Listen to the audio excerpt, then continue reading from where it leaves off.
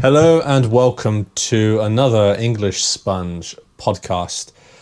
Today we're going to be talking about different cities and towns where you can go in the UK.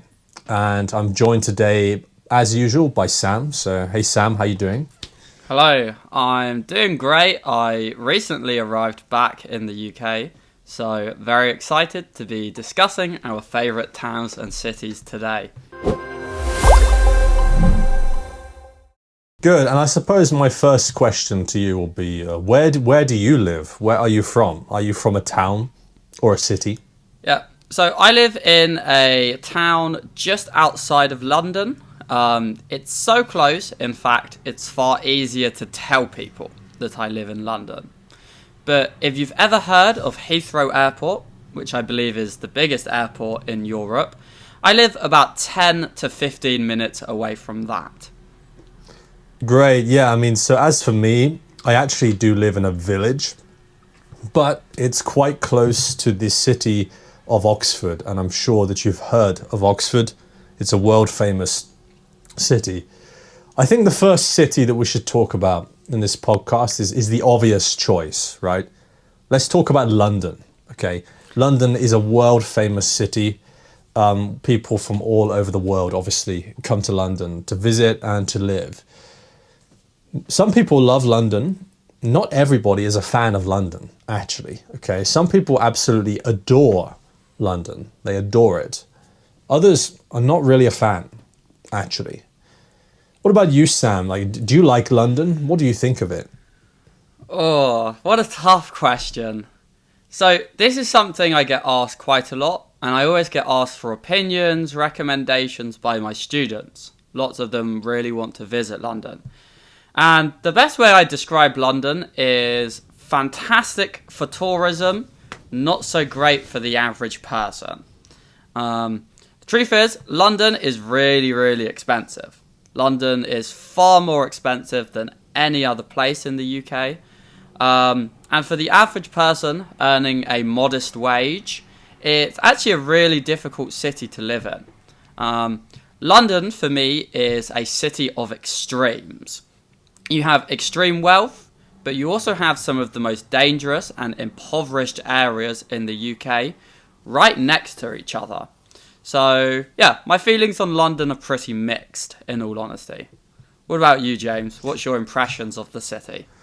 I think I follow a similar line of thought to you, basically. It's like, yeah, it's a great city. I love visiting London. I love just being in London. London has a kind of, I guess, a certain energy, like this certain like alive energy that nowhere else in the UK really has. Like when you're in London, you can feel that like things are happening, that things are going on, basically. And London has so many cool events that you can go to. If you live in London, you can basically go to some event or something every day. Like there is something on all the time, no matter what. And the other cool thing is if you have a musician that you like, or maybe a comedian that you really like, they are going to visit London. They are going to come and perform in London. So if you live in London, you will get the chance to see famous people and, you know, people from all your favorite performers. You can go and see them. But like you said, on the other hand, the cost of living in London is insane, you know. I mean, it's insane. Like the price of renting an apartment is just so astronomically high now. Like it has always been expensive, but today, like it's so astronomically high that it almost seems like it's not worth it living in London. I've also heard, by the way, that trying to get an apartment in London is really competitive. Like it's really hard to find a place. And of course, basically you will pay a lot of money and you will get a tiny little place, a little room in a house, and you will probably be sharing with 5 other people as well. Mm-hmm. So yeah, it's a great place to visit. If you're thinking of coming to the UK, you should definitely visit London. But living there is really a completely different story, I would say. Do you agree with that, Sam? Yeah, completely. On that note, obviously you say if you come to the UK you have to visit London. I don't think we need to tell the people that. I think if anyone is going to the UK, they're going to go to London first. Yep. And I actually think that can be a bit of a sad thing, I guess, because the UK has so many amazing cities and towns. There is so much culture, so much life, so much going on outside of the capital city. Yet most people I talk to who have visited the UK or are planning an upcoming trip, they look at London and they look at nothing else. They don't even think about taking some shorter day trips to towns surrounding London, like Windsor, like Canterbury, something you could do in a day and would be a really different experience to London, but would be just as rich in culture, history, and overall experience. Yeah, it's true. It's kind of like a trap. Like so many people come to the UK, they arrive in London, they stay in London, and then they go home. And they've never really seen anything else in the country. Sam, like for you, what would you think your favorite city is? Like if you could choose any city to live in the UK, aside from London, okay, which city would you choose outside of London? So the truth is I don't have loads and loads of experience spending longer periods of time in different places in the UK. So I can speak for the places I have been. I went to university at the University of Kent. So I spent 4 years living in the city of Canterbury, the place I just mentioned. And I thought Canterbury was a stupendous place to live. It was an absolutely stupendous place to live. One of the most beautiful ancient cities you will ever see. An absolutely awe-inspiring Gothic cathedral that sits above everything. The balance of life, sort of having everything you want to do, but also remaining sort of quiet and peaceful on a level was really, really remarkable. I felt like Canterbury struck that perfect balance between city and town. So yeah, I would definitely recommend Canterbury to anybody who was looking at moving to the UK. James, what about you? I've been to Canterbury once, and I think it was pretty good. To be honest, a city I really do like is very close to where I live, and that is the city of Oxford. Okay, obviously Oxford is world famous for its Oxford University, and Cambridge as well is a very famous university around the world. I spend a lot of time in Oxford, and the really cool thing about being in Oxford is just the kind of people that hang out there. Obviously, it's a really international city, so as you're walking around Oxford, you're going to hear Spanish, Chinese, Japanese, Korean, Arabic. You will hear every language that you can think of. And there are so many students there. And a lot of these students are really, really academic. So actually, I used to work in a pub in Oxford many years ago, and we would get these big groups of like students that would come in, and there was loads of like clubs. So we had like a chess club, and all these students would come in and like play chess and talk about chess and this kind of thing. There was another club, I believe it was called Logic.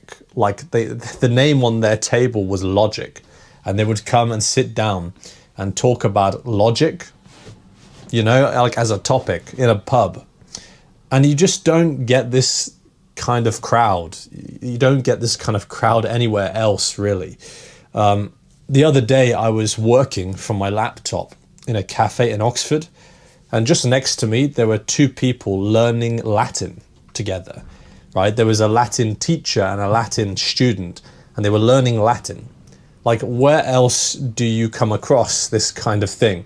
And I kind of like this. It's a cool environment to be in. Unfortunately, it is also astronomically expensive. So, yeah, all the best places in the UK, a lot of the best places are really expensive, especially if they're close to London. So, yeah.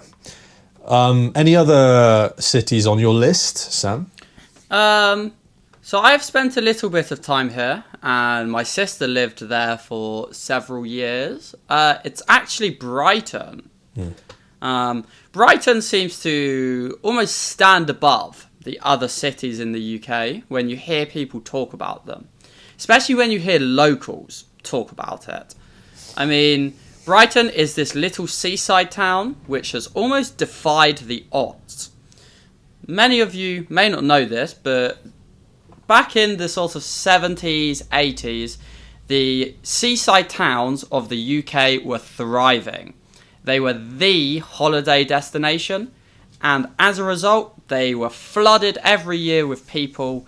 They received tens, hundreds, if not millions of money. I'll rephrase that. They received tens of thousands, hundreds of thousands, if not millions of pounds every year in tourism money, and the local economies were booming. However, with the sort of improvements in air travel and the easy availability of European holidays now, the British seaside town is dying. And when you go to these places, they're usually quite derelict, quite run down, dirty, and lots of them are quite dangerous these days as well. Brighton is the exception to this rule. Brighton has still managed to do really well for itself. It has a thriving economy, really good industry, and an excellent nightlife scene if you're someone who enjoys going clubbing. Yeah, I do like Brighton. I have spent quite a bit of time in Brighton. The thing that's a shame about Brighton is the beach. Like, I wish there was a sandy beach, but instead it's a pebble beach, right? Like, I'm not so much a fan of that. But yeah, Brighton is really cool. I love being in Brighton in the summer and just like having a drink by the coast, by the beach. It's just a cool place to be. A lot of people who are from London take a train from London to Brighton. It takes about 1 hour, and it's just like a nice getaway from the hustle and bustle of London, right? Another city I want to talk about is, well, of course, the UK is not only England, right? The UK includes England, Scotland, Wales, and also Northern Ireland. So Edinburgh is the capital of Scotland. And I really think if you do come to the UK, you have to visit at least Edinburgh. Okay, because Edinburgh is such an awesome city to go to. There's so much old architecture, and there's Edinburgh Castle. And the thing I like about Edinburgh is that right next to the city, there's this big hill. I think it's called Arthur's Seat, right? And you can go up the hill and you can get a view of the whole of Edinburgh. Yeah, Edinburgh to me is just a really, really, I guess I would use the word magical. I don't usually use that word, but it's like a magical place. You know, it feels like really interesting place to go. Have you ever been to Edinburgh, Sam? I've actually not. Funnily enough, I've never visited Scotland before, despite the fact I have Scottish heritage. So, yeah, never been to Scotland. I've been to Hadrian's Wall, which, for those who don't know, is the wall that the Romans built to keep the Scottish out. So I've been up to, like, the Scottish border, essentially, but never actually stepped foot in the land of dragons? No, that's Wales, right? I don't know. No, I believe that's Wales. I've never been to the land of ginger people, shall we say? Yeah, the best place. I am shocked. You've never been to Scotland. This is just, I am absolutely shocked, and I am appalled, actually. I'm actually appalled, and you should be ashamed of yourself. I know. I've never had a real deep fried Mars bar. How horrible, right? Have you ever had an iron brew, a drink of iron brew? I have had an iron brew. I actually have one right here that I can show people. There you go. Give me 1 second, James. Just so people know what you're talking about. Yeah. This right here is an iron brew. I wish I could describe to you guys what this drink tastes like, but it's impossible. There are not words. The best thing I would say is it's almost the British equivalent of a Dr. Pepper. In the way you taste it, there are not enough words to describe what's going on inside your mouth. Yeah, Iron Brew, I believe, is still the most popular drink in Scotland. For some reason, in Scotland, everyone loves Iron Brew. I don't know It why is that is. very tasty. I will give them that. It's a great drink. I love an Iron Brew. So another city that comes to mind for me is Bristol. So Bristol is in the west of the UK, pretty close to Wales, actually. Bristol is good, I think, because it's got its own sort of character. It's a very left-wing city. It's well known for being like a place where like people who are very left-wing politically will go, like in talking about kind of what you would call like free hippies type of people, you know, wearing like flowery dresses and stuff. For a long time in Bristol, the mayor of the city was a guy who always wore red trousers, like all the time. He's a politician, but he wore red trousers everywhere he went. And I think that tells you everything you need to know about Bristol, right? It's like, I believe they also voted for the Green Party as well. I think you're mixing that up with Brighton. But I think Bristol recently also did, or I could be wrong. Yeah. Brighton used to be the only green seat in the country. I think there are 2 green seats now, I believe. I could be wrong about that. Well done, the Greens. Good job, Greens. And so, yeah, Bristol is well known for that. It's also just a very nice place. You can go there and you'll see it's just a pleasant, nice city, basically. Have you ever been to Bristol, Sam? I have. So, following a football team, you get to go to a lot of random cities and towns in the UK. So, Bristol is one I visited. You say Bristol is a very pleasant place, which it of course is. However, you may not know this, James. Bristol is one of the rave capitals of the UK. It also has one of the highest drug usage rates per capita in Europe. Yeah, that doesn't surprise me at all, actually. That's kind of what I would expect from Bristol, is like people who are like free, doing drugs, going to raves, that kind of thing. Yeah. A special mention I should add is the city of Bath, or the town of Bath, because Bath is really close to Bristol. It's one of the best places in the UK, Bath, I would say. Like It's got this old Roman architecture. It's called Bath because there are Roman baths there, basically. So definitely, if you ever visit Bristol, you should take a trip to Bath as well. It's about 30 minutes away. Anyway, the final city I'll probably talk about today is Manchester. Manchester is one of the biggest cities in the UK. I have spent some time there, and it's definitely different from the south, because in Manchester we're going up north a little bit. And many people say that in the north of England, people are like a bit friendlier. People are a bit more happy to talk with you and have small talk. Whereas apparently us in the south, we are like really closed off, and we don't speak to strangers very much. I did find that in Manchester, people were definitely a bit more open, a bit more like friendly, generally. And Manchester's a good city. Like if London is too expensive for you, if you don't want to go to London, then Manchester is a great second choice, because there are loads of job opportunities there. There's loads of work opportunities in that city as well. And it's a lively city. It's like London, that there's always something happening, but just a bit smaller than London. So it's a great choice. Have you ever visited London? Have you ever visited Manchester, Sam? I have. I've been to Manchester a few times. Like you said, another modern metropolitan city. The centre is quite nice. Lots of good shopping, some great museums. Always things to do. A little bit similar to London, where I'd say the outskirts of Manchester is where it can get a little bit more spicy. Places that aren't exactly Manchester itself, but those sort of suburban towns and cities. I'm thinking of Stockport, I'm thinking of Oldham, I'm thinking of Bolton. Those sort of areas that technically aren't Manchester.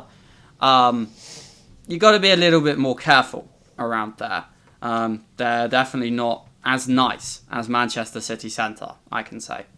Yeah, I mean, to me, I think the UK is generally relatively safe, but it's true that in these big cities, like there are areas where you should watch your back a little bit, right? It can be slightly dangerous.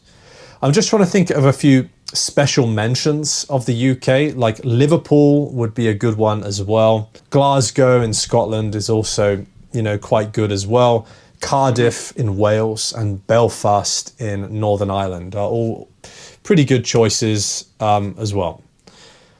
Sam, would you say there's any cities in the UK that you have a kind of, I don't know, like a personal connection with them? Like any places where you really have a sort of connection with them? There is one place that sticks out in my mind. And this is not a city. I would argue it's probably not even a town. It's more of a small village. And it's up in Cumbria, on the northwest coast of the UK. About a 6-hour drive away from London. It's a little town called Seascale. Now, Seascale is the town where my mum grew up in. So, pretty much every summer growing up, my family and I used to go to Seascale to visit. And it was this quiet little town with really quick access to the beach and some old castle ruins. And at the time, I always found it to be extremely boring. And I didn't particularly like going. I loved visiting my grandparents, of course. But I haven't been to Seascale in over 12 years now. And when I look back at the place, it holds a special place in my heart. And there is a part of me that is almost desperate to return. Desperate to see those streets and those locations that I spent so much of my childhood running around. That I created so many amazing memories there with my parents, my grandparents, my sister. It is a truly special place. I wonder if my mum, who obviously grew up there, would share the same sort of nostalgia and sentiments that I do for it. But I do look at this little town called Seascale with a lot of love in my heart. So that's the one that really sticks out for me with a personal connection. What about you, James? Are there any that you can think of? Yeah, for me, the only place that comes to mind is Hastings. So Hastings is the small town where I went to university. So I spent 3 years in Hastings on the southeast coast of England. And it's kind of a cool place. There was the Battle of Hastings there. So there are quite a lot of tourists who come to see the history and so on. But it's just that I spent 3 full years there when I was between the ages of 19 and 22. So obviously there are a lot of memories there. So when I go around Hastings, I know, like I remember that's the spot where we did this, and that's the place where me and my friends did that. And it's cool. And I have returned to Hastings twice since I left university. So thank you for watching, guys. I hope you enjoyed us talking about different cities and towns in the UK today. And thanks for joining me today, Sam. Sam, do you have any last things to say today? I do, James. Firstly, if you come to the UK, make sure you leave London, because there is a lot of culture and a lot of amazing things to see. Secondly, if you guys have been enjoying this type of content, you should check out the English Sponge Premium. It's currently set at an amazing and affordable price, and you immediately get access to over 25 new videos at all levels. Trust me, you will not going to get value like this anywhere else. So I highly recommend you guys check it out. Yeah, thank you, Sam. Yes, there are about 25 extra videos on the YouTube channel right now, and that number is going to increase. So yeah, please consider doing that. And thank you for joining us today, guys, and I'll see you in the next one. Bye-bye. If you want more videos like this, go to EnglishSponge.com. On the website, you can find videos from many different teachers. You can choose which level you want. A1 beginner, A2 beginner, B1 intermediate, or B2 upper intermediate. You can choose which accent you want to listen to. American, British, Australian, and also other accents. You can choose which topic you want to listen to, and you can choose which grammar point you want to focus on. The website will track your time, so you can see how many minutes you have listened to comprehensible input today, yesterday, and for the whole month. So go to englishsponge.com. The link is in the description of the video.